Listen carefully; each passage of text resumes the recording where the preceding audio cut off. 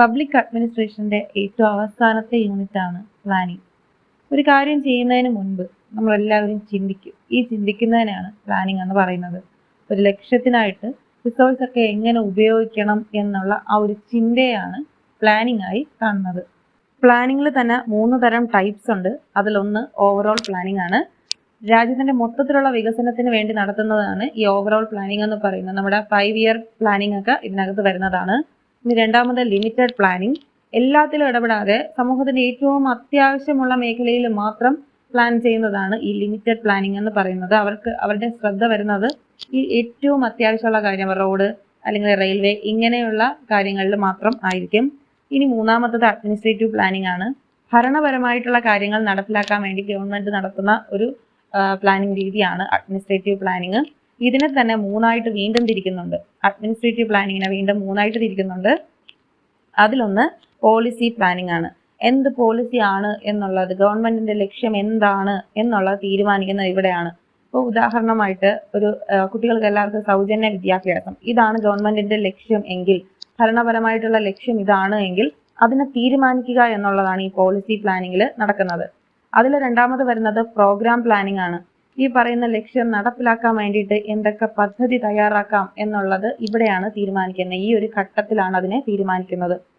ഈ ഒരു ലക്ഷ്യം നമ്മുടെ ഇപ്പോൾ ഈ പറഞ്ഞ സ്കൂളിന്റെ കാര്യം എടുക്കുകയാണെങ്കിൽ, സൗജന്യ വിദ്യാഭ്യാസം എടുക്കുകയാണെങ്കിൽ അവിടുത്തെ പദ്ധതി തയ്യാറാക്കുന്നത് ഈ രണ്ടാമത്തെ ഘട്ടത്തിലാണ്.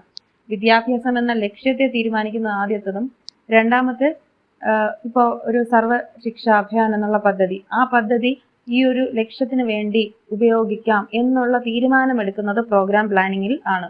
6 വയസ്സ് മുതൽ 14 വയസ്സ് വരെയുള്ള കുട്ടികൾക്ക് സൗജന്യ വിദ്യാഭ്യാസം, നിർബന്ധിത വിദ്യാഭ്യാസം എന്നൊക്കെ ഉള്ളത് ഈ ഒരു സമയത്ത് പ്രോഗ്രാം പ്ലാനിങ്ങിലാണ് അവർ നിശ്ചയിക്കുന്നത്. ഇനി മൂന്നാമത്തത് ഓപ്പറേഷണൽ പ്ലാനിങ് എന്ന് പറഞ്ഞാൽ ഏറ്റവും താഴെത്തട്ടിൽ നിന്നുകൊണ്ട് ഈ പദ്ധതി എങ്ങനെ പ്രാവർത്തികമാക്കി എടുക്കാം എന്നുള്ള പ്ലാനിംഗ് ആണ് ഈ മൂന്നാമത്തെ തലത്തിൽ നടക്കുന്നത്. ഓരോ സ്കൂളിലും എത്ര ടീച്ചേഴ്സ് വേണം, എപ്പോൾ ക്ലാസ് തുടങ്ങണം, എന്തൊക്കെ പരീക്ഷകൾ നൽകണം, എങ്ങനെ വിദ്യാഭ്യാസം മെച്ചപ്പെടുത്തി എടുക്കാം എന്നൊക്കെയുള്ള ഓപ്പറേഷൻസ്, അതിനെ എങ്ങനെ സക്സസ് ആക്കി എടുക്കാം എന്നുള്ള തീരുമാനങ്ങളാണ് ഇവിടെ നടക്കുന്നത്. Planning commission in India, page number 102. ഇന്ത്യയിലെ സാമ്പത്തിക വികസനത്തിന് വേണ്ടി ആവശ്യമായിട്ടുള്ള പദ്ധതികൾ തയ്യാറാക്കുകയാണ് പ്ലാനിംഗ് കമ്മീഷന്റെ ലക്ഷ്യം. 1950 രൂപീകരിച്ചതാണിത്. ഇതിന്റെ അധ്യക്ഷൻ പ്രധാനമന്ത്രിയാണ്. ഒരു രാജ്യത്തെ വിഭവങ്ങൾ അല്ലെങ്കിൽ റിസോഴ്സ്, അത് പണമായിക്കോട്ടെ, മനുഷ്യശക്തി ആയിക്കോട്ടെ, എന്തുമായിക്കോട്ടെ, ഇതിനെ കാൽക്കുലേറ്റ് ചെയ്യുക, അവ എങ്ങനെ ഉപയോഗിക്കണമെന്ന് തീരുമാനിക്കുക, ഇതൊക്കെയാണ് പ്ലാനിംഗ് കമ്മീഷന്റെ ലക്ഷ്യം. ഇതിന്റെ ഫങ്ഷൻസ് എന്തൊക്കെയെന്ന് നോക്കിയാൽ, ഏത് കാര്യത്തിനാണോ ആദ്യം പണം ചെലവാക്കേണ്ടത്, എന്താണോ രാജ്യത്തിന്റെ ഏറ്റവും അത്യാവശ്യകരമായ കാര്യം എന്നുള്ളത് നോക്കുക, തീരുമാനിക്കുക. പിന്നെ വികസനത്തിന് ഒരു തടസ്സമായിട്ട് നിൽക്കുന്ന കാര്യങ്ങൾ എന്തൊക്കെയാണെന്ന് കണ്ടുപിടിക്കുക, അതിനെ പഠിക്കുക, അതിനെ പരിഹരിക്കുക, അതിനാവശ്യമായിട്ടുള്ള നിർദ്ദേശങ്ങൾ നൽകുക, ഇങ്ങനെയുള്ള കാര്യങ്ങൾ. അതുപോലെ തന്നെ ഒരു പദ്ധതിയുടെ വിജയവും പരാജയവും, മുൻപേ ചെയ്തിട്ടുള്ള പദ്ധതിയോ ഇനി വരാൻ പോകുന്നതിന്റെ വിജയങ്ങളും പരാജയങ്ങളും നോക്കി അതിൽ മാറ്റങ്ങൾ വരുത്തുക എന്നുള്ളതുമാണ് ഈ പ്ലാനിംഗ് കമ്മീഷന്റെ ലക്ഷ്യം എന്ന് പറയുന്നത്. നീതി ആയോഗ് 2015 ജനുവരി 1 വന്നൊരു സംവിധാനമാണ്. ഇതാണ് അടുത്തത്. പ്ലാനിംഗ് കമ്മീഷന് പകരമായിട്ടാണ് ഇത് വന്നത്.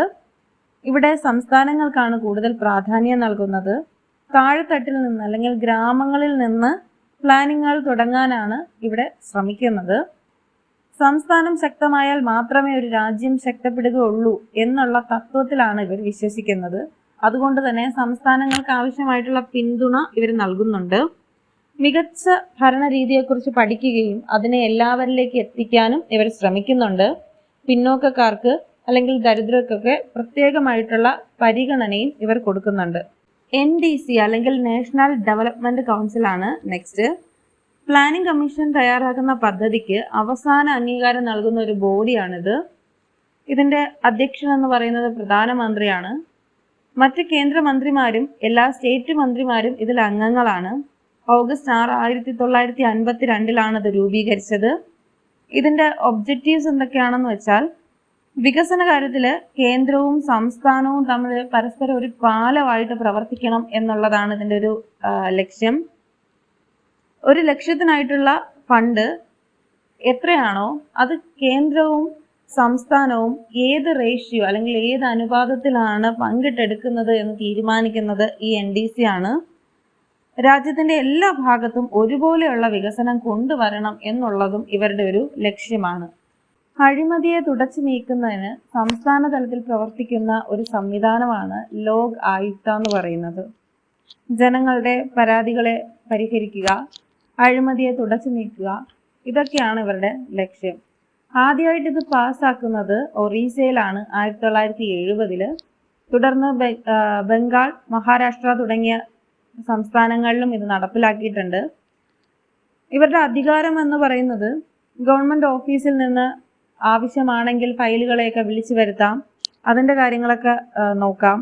അന്വേഷണത്തിൻ്റെ ഭാഗമായിട്ട് ഗവൺമെൻറ് ഓഫീസിൽ എപ്പോൾ വേണമെങ്കിലും സന്ദർശിക്കാം. ഇങ്ങനെയൊക്കെയുള്ള അധികാരങ്ങൾ ഇവർക്ക് ഉണ്ട്. എന്നാൽ അതോടൊപ്പം പരിമിതിയും ഉണ്ട്. കേരള സിവിൽ സർവീസ് ഉദ്യോഗസ്ഥർ ഈ കാര്യത്തിൽ ഇടപെടുന്നില്ല, അല്ലെങ്കിൽ ഇതിനകത്ത് ഉൾക്കൊള്ളുന്നില്ല.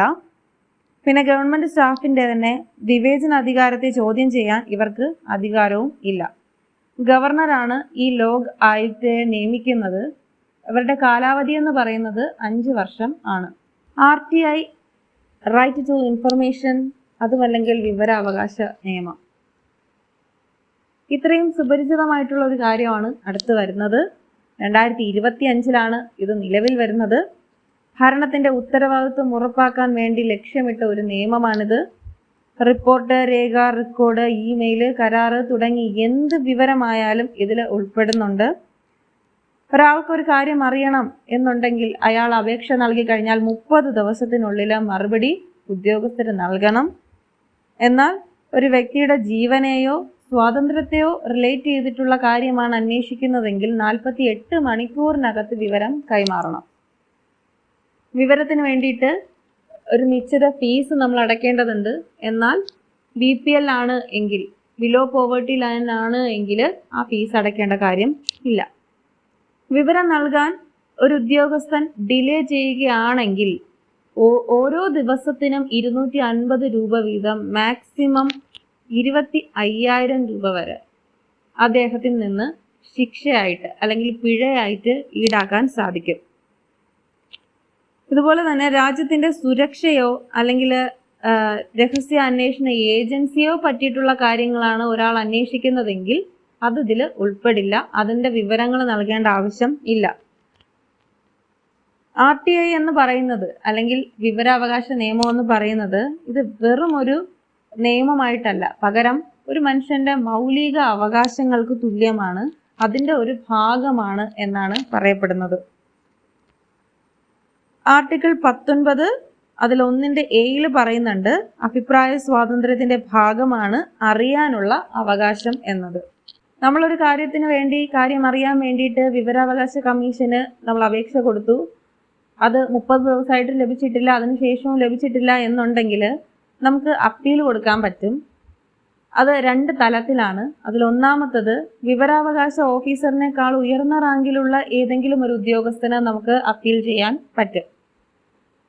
അങ്ങനെ അപ്പീൽ കൊടുത്തിട്ടും ഒരു രക്ഷയില്ല, കിട്ടിയിട്ടില്ല എങ്കിൽ മാത്രം 2ാമത്തെ തലത്തിൽ വീണ്ടും നമുക്ക് അപേക്ഷ കൊടുക്കാൻ പറ്റും. അത് സംസ്ഥാന കേന്ദ്ര വിവരാവകാശ കമ്മീഷനാണ്, SIC അല്ലെങ്കിൽ CIC. ഇവർക്ക് നമുക്ക് പരാതി കൊടുത്തു കഴിഞ്ഞാൽ നമുക്ക് അവസാനം നമ്മൾ എന്താണോ ഉദ്ദേശിക്കുന്നത്, ഏത് വിവരമാണോ നമുക്ക് ലഭിക്കേണ്ടത്, അത് നമുക്ക് അറിയാൻ സാധിക്കും. ഇതിൽ CIC എന്ന് പറഞ്ഞാൽ കേന്ദ്രത്തിൻ്റെ ആണ്, സെൻട്രൽ ഇൻഫർമേഷൻ കമ്മീഷൻ ആണ്. അതിൽ കേന്ദ്രതലത്തിൽ പരാതികൾ കേൾക്കാനുള്ള ഒരു സമിതിയാണ് ഇത്. ഇതിലൊരു മുഖ്യ കമ്മീഷണർ ഉണ്ടാവും, അതല്ലാണ്ട് 10 അല്ലാത്ത കമ്മീഷണർമാരും ഉണ്ടായിരിക്കും. രാഷ്ട്രപതിയാണ് ഇവരെ നിയമിക്കുന്നത്. ഇവരെ ശുപാർശ ചെയ്യുന്നത്, ഇവരാരൊക്കെ ആവണം എന്ന് ശുപാർശ ചെയ്യുന്നത് മറ്റ് മന്ത്രിമാരും, അതിൽ കേന്ദ്രമന്ത്രിമാരും സംസ്ഥാന മന്ത്രിമാരും പ്രതിപക്ഷവും എല്ലാവരും വരും. അവരെല്ലാവരും കൂടെ ചേർന്ന് ഒരു സഭയായിട്ട് തീരുമാനിച്ചിട്ടാണ് ഇവരുടെ പേരുകൾ ശുപാർശ ചെയ്യുന്നത്. അതിനെ രാഷ്ട്രപതി ആരാണ് എന്നുള്ളത് നിയമിക്കും. 65 വയസ്സാണ് ഇതിൻ്റെ ലിമിറ്റ്. അതല്ല എന്നുണ്ടെങ്കിൽ കേന്ദ്ര സർക്കാർ നിശ്ചയിക്കുന്ന ഒരു ടൈം, അത് എത്രയാണോ അതായിരിക്കും ഇവരുടെ കാലാവധി എന്ന് പറയുന്നത്. SIC ആണ് അടുത്ത് നോക്കിയത്, സ്റ്റേറ്റ് ഇൻഫർമേഷൻ കമ്മീഷൻ. ഇത് ഗവർണറാണ് ഇതിൻ്റെ ഉദ്യോഗസ്ഥരെ നിയമിക്കുന്നത്. CIC എന്ന് പറയുന്നത് കേന്ദ്ര തലത്തിൽ പരാതികൾ കേൾക്കുന്ന ഒരു സംവിധാനമാണെങ്കിൽ SIC എന്ന് പറയുന്നത് സംസ്ഥാന തലത്തിൽ പരാതികൾ കേൾക്കുന്ന ഒരു സംവിധാനം ആണ്. ഇവർ രണ്ട് കൂട്ടർക്കുമാണ് നമ്മൾ രണ്ടാമത് അപ്പീൽ കൊടുക്കേണ്ടത്. നമുക്ക് ആദ്യത്തെ രീതിക്ക് അപ്പീൽ കൊടുത്തിട്ട് നടന്നില്ല, ആദ്യം നോർമലായിട്ട് അപേക്ഷ കൊടുത്തിട്ടും നമുക്ക് അതിൻ്റെ റിസൾട്ട് കിട്ടിയില്ല എങ്കിൽ നമുക്ക് ആദ്യം അവരെക്കാളും വിവരാവകാശ ഓഫീസറിനെക്കാളും ഉയർന്ന റാങ്കിലെ ഏതെങ്കിലും ഒരു ഓഫീസറിന് നമുക്ക് അപ്പീൽ ചെയ്യാം. അതിലും ലഭിച്ചില്ല എങ്കിൽ നമ്മൾ അപ്പീൽ കൊടുക്കേണ്ടത് ഈ പറഞ്ഞ SIC അല്ലെങ്കിൽ CIC എന്നുള്ള സംവിധാനത്തിന് ആണ്.